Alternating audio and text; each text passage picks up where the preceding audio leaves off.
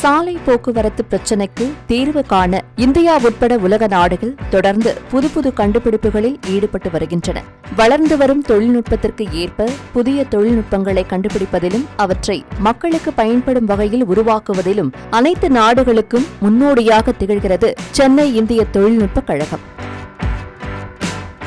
வெறும் கனவு என்று சொல்லப்பட்ட பறக்கும் டாக்ஸியை சாத்தியமாக்கியிருக்கிறது சென்னையின் இந்திய தொழில்நுட்பக் கழகம். மேலும் அடுத்த ஆண்டுக்குள் இந்த எலக்ட்ரிக் பறக்கும் டாக்ஸி முழுமையாக செயல்பாட்டுக்கு வரும் என எதிர்பார்க்கப்படுகிறது.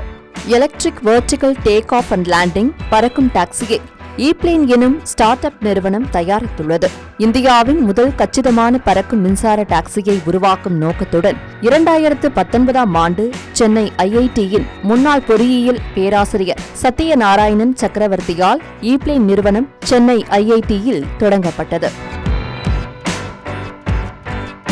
எலக்ட்ரிக் வெர்டிகல் டேக் ஆஃப் மற்றும் லேண்டிங் விமானங்களின் டெவலப்பரான ஈப்ளேன் நிறுவனம் சிவில் விமான போக்குவரத்து இயக்குநரகத்தின் வடிவமைப்பு அமைப்பு ஒப்புதலை பெற்றுள்ள பறக்கும் டாக்ஸி மக்கள் பயன்பாட்டுக்கு வர தயார் நிலையில் உள்ளது.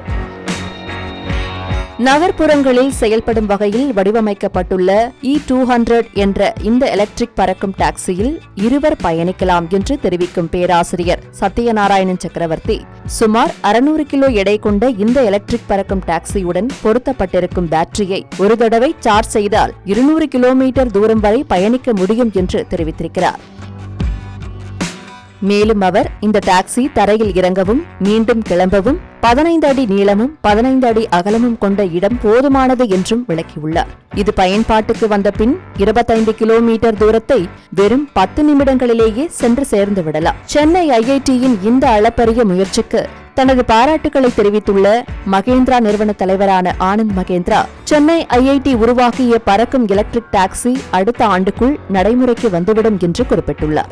இந்தியா முழுவதும் அதிவேகமாக வளர்ந்து வரும் தொழில் முனைவோர்களின் எண்ணிக்கை காரணமாக இனி புதுமை படைப்பாளிகள் இல்லாத நாடு இந்தியா என யாராலும் கூற முடியாது என்றும் தனது எக்ஸ் தளத்தில் ஆனந்த் மகேந்திரா பதிவு செய்துள்ளார்.